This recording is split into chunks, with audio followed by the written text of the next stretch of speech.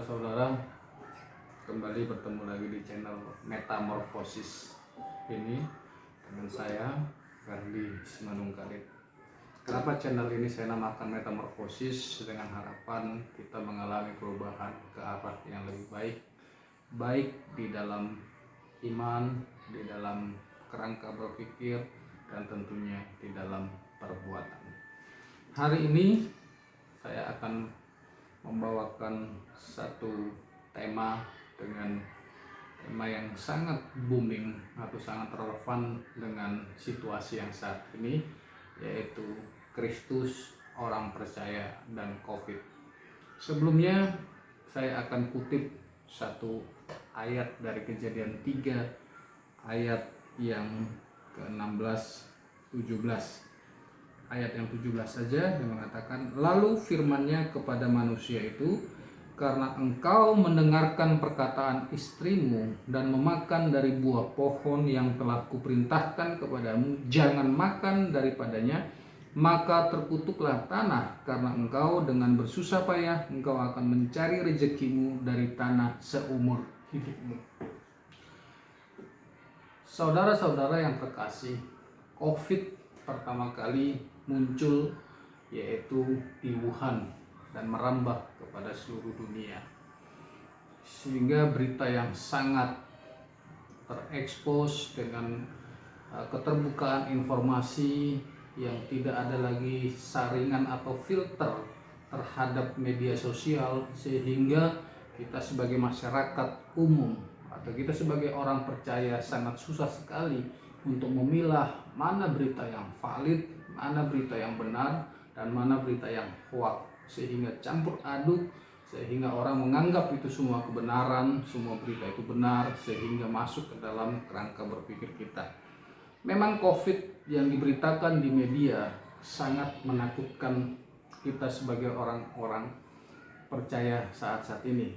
Kenapa? Karena banyak sekali yang sangat diekspos adalah meninggalnya orang yang terpapar oleh COVID. Harusnya kita harus memahami bahwa COVID itu adalah virus, yaitu benda mati yang kalau dia sendiri tidak bisa hidup tanpa media, yaitu media orang atau media makhluk hidup itu sendiri. Nah, oleh karena itu, seperti kita tinggal mempelajari, cukup dengan ketat prokes, pakai masker, dan menjaga jarak, dan hidup dengan disiplin, menjaga imun tubuh, dan hidup sehat sebenarnya sudah cukup.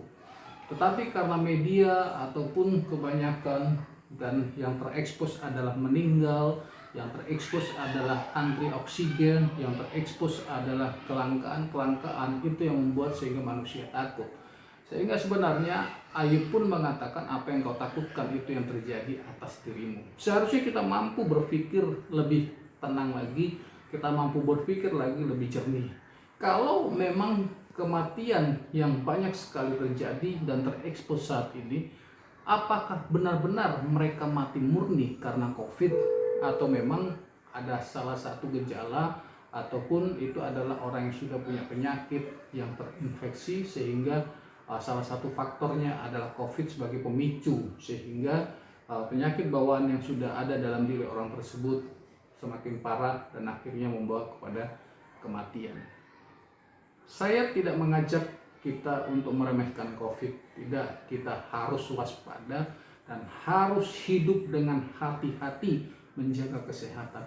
Tapi saya juga mengajak kita untuk tidak terlalu takut terhadap COVID, karena COVID itu adalah benda mati yang bisa hidup hanya karena kecerobohan atau keteledoran atau ketidakpekaan, atau keacuhan dari kita sebagai manusia. Oleh karena itu banyak orang takut COVID karena apa?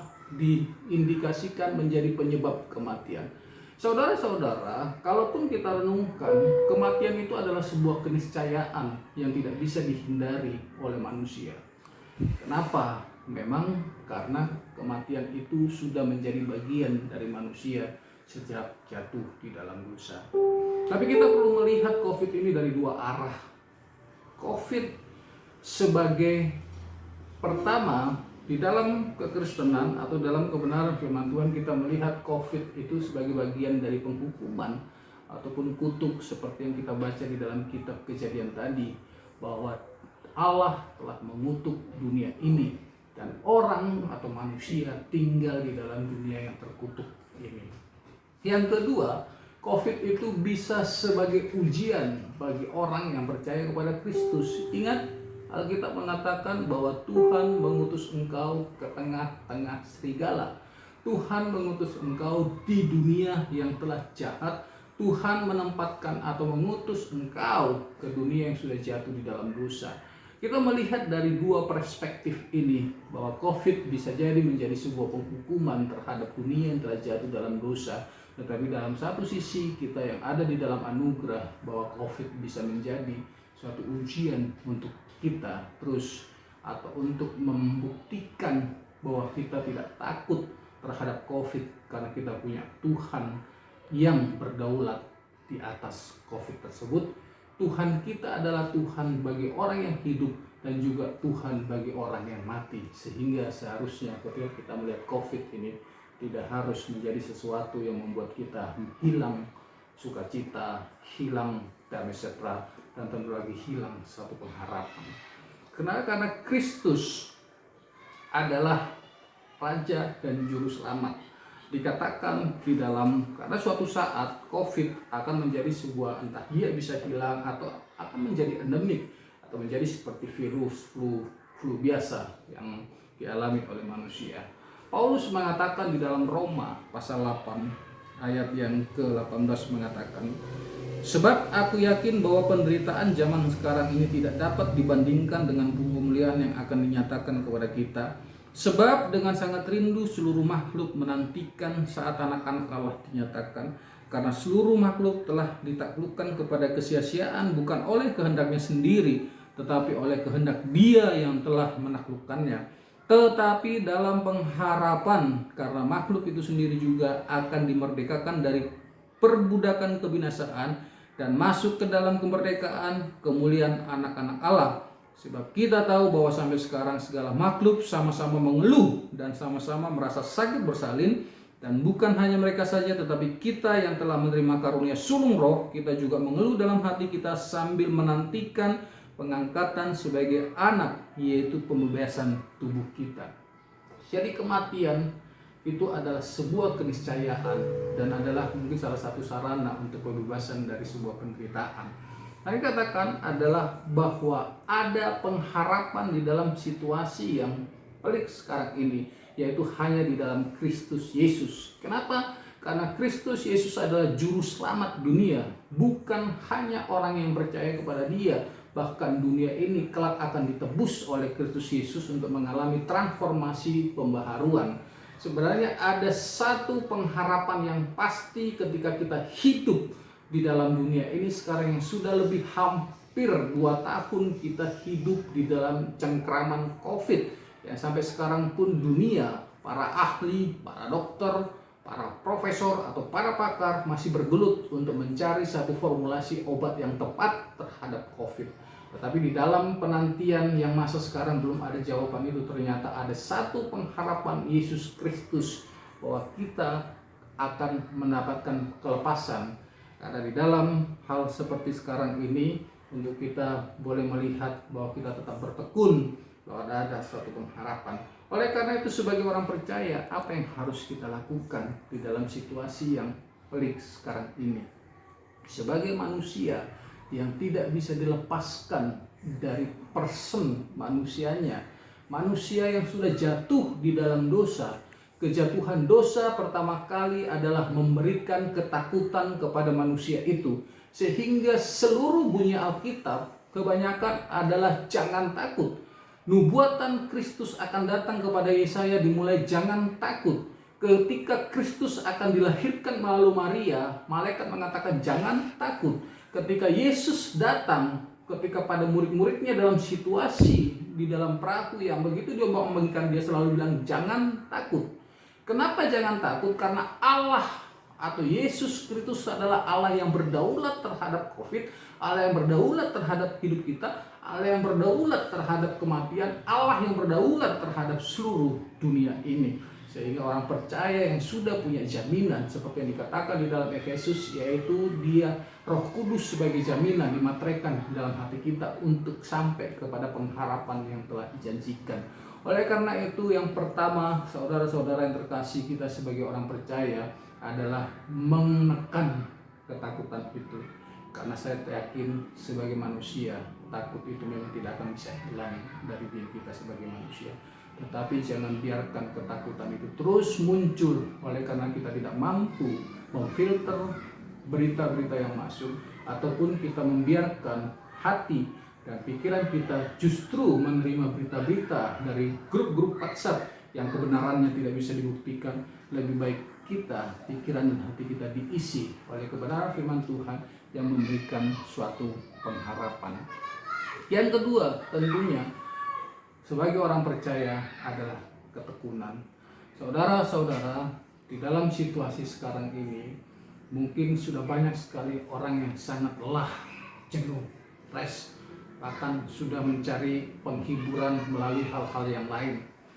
Semua akses hiburan di dalam dunia ini ditutup. Orang mau ke mall ditutup, orang mau mencari hiburan di bar ditutup, karaoke ditutup, biliar ditutup, futsal ditutup. Semua untuk kita memberikan satu penghiburan, relaksasi terhadap diri yang selama ini ditawarkan oleh dunia ini ditutup oleh karena COVID. Itu adalah satu peluang yang bagus yang seharusnya kita pikirkan dan kita harus bersyukur. Berarti salah satu penghiburan yang sejati yang selalu ditekankan oleh Alkitab yaitu Yesus Kristus. Karena dalam situasi COVID ini tidak ada di dunia ini yang mampu memberikan penghiburan kepada kita. Tetapi hanya melalui Yesus Kristus kita masih menikmati damai sejahtera. Tuhan Yesus berkata di dalam Yohanes, damai sejahtera yang kuberikan kepadamu bukan seperti yang diberikan damai sejahtera yang ada di dunia ini. Dan damai sejahtera itu sifatnya kekal dan tidak pernah hilang. Oleh karena itu saudara, dalam poin yang kedua, situasi sekarang sebagai orang percaya, kita semakin tekun. Oleh karena apa? Kesukacita atau penghiburan tidak bisa kita didapatkan di dalam dunia, tetapi melalui Kristus. Karena semakin kita memiliki hubungan, semakin kita dekat dengan Dia, semakin kita intim dengan Dia, maka penghiburan yang sejati dari Tuhan itu akan mengisi kekosongan hati yang senantiasa mencari penghiburan dari dunia ini. Oleh karena itu saudara-saudara yang terkasih, sekali lagi saya mau mengatakan COVID ya ada, tetapi jangan sampai itu membuat pikiran kita terbelenggu oleh berita-berita hal yang tidak bagus. Cukup kita mengantisipasi dengan hidup profesional. Apa yang tertentu adalah ingat bahwa ada satu juru selamat yang telah menebus kita dari kesia-siaan kematian kekal. Karena bagaimanapun kematian secara fisik itu adalah sebuah keniscayaan yang tidak bisa ditolak oleh manusia. Tetapi kematian secara kekal itu bisa kita hindari karena kita punya satu juru selamat yaitu Yesus Kristus. Karena kelak kita akan bisa lepas dari situasi yang sulit ini karena kita punya Tuhan yang berdaulat. Kita hanya mau melihat apa yang mau Tuhan kerjakan melalui situasi ini. Sebagai orang percaya kita melihat bahwa di dalam situasi sekarang ini kita harus semakin berpengharapan kepada Kristus. Dan yang kedua adalah kita tekun karena Tuhan adalah Tuhan yang senantiasa memberikan damai sejahtera dan sukacita. Kiranya kebenaran firman Tuhan ini membuat kita semakin bertumbuh lagi, merubah pola pikir kita untuk sesuai dengan kebenaran firman Tuhan. Kita akhiri renungan singkat ini untuk kita sekali lagi pesan firman Tuhan, pesan saya kepada kita, jangan takut. Tekan ketakutan itu karena ada Allah. Karena kita mengatakan karena Allah tidak pernah memberi roh ketakutan, tetapi memberikan roh keberanian dalam menghadapi situasi yang berat. Karena Tuhan beserta kita, Tuhan berjalan dengan kita, Tuhan melindungi kita. Tuhan Yesus memberkati. Soli Deo Gloria.